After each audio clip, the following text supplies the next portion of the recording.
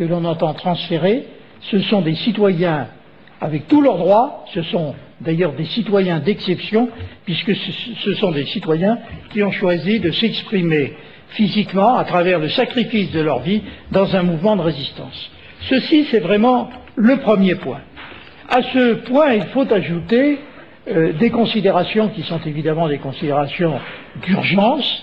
Il n'est pas normal qu'il y ait encore à Ashraf un certain nombre de blessés qui, bien que l'hôpital d'Ashraf soit assez exemplaire, ne peuvent être aujourd'hui assurés dans des conditions normales, non pas faute de praticiens, mais faute de moyens, faute de médicaments, faute de matériel dans la mesure où il aurait été détruit, ce qui ne m'étonnerait pas.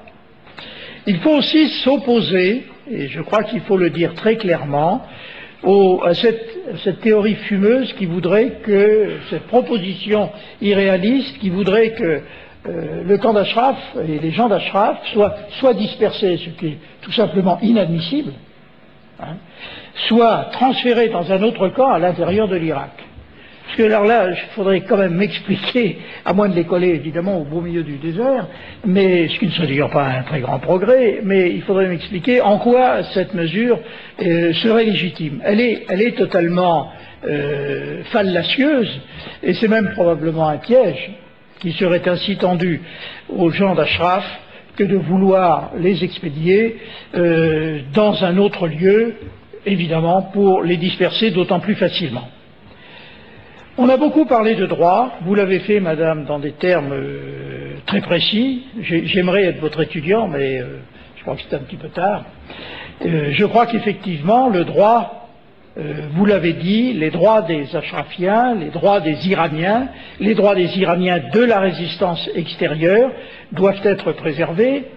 Ils le sont, je l'ai rappelé tout à l'heure, parce que Mariam Rajavi a choisi d'engager ce combat sur le plan juridique, mais je voudrais en terminant dire que deux choses. D'abord que nos amis espagnols, qui souvent nous donnent la leçon sur le plan de la défense des droits, leur démocratie est peut-être plus récente que la nôtre, mais je pense aujourd'hui, très honnêtement, toute fierté ou toute honte bue, qu'elle est plus vivante que la nôtre.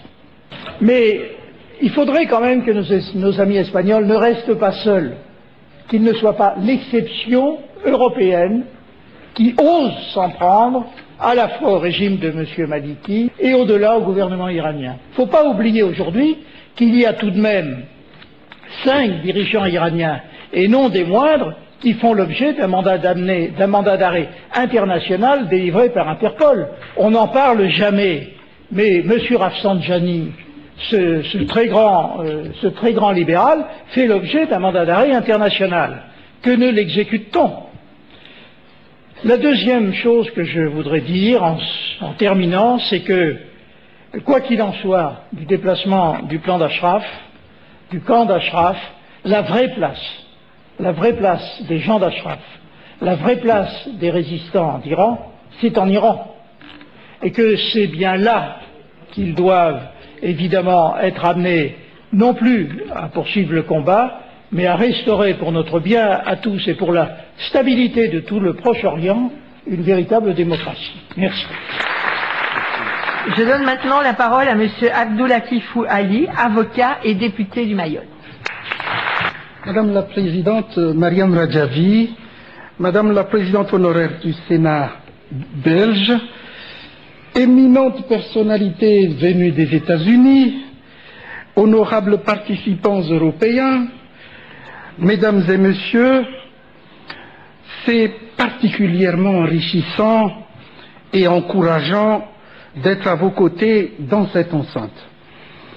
Je suis un des premiers signataires de la déclaration de soutien d'une majorité des députés représentant toute la diversité politique de l'Assemblée nationale, appelant le gouvernement français à reconnaître la résistance iranienne contre la dictature religieuse en Iran et à protéger les résidents d'Ashraf.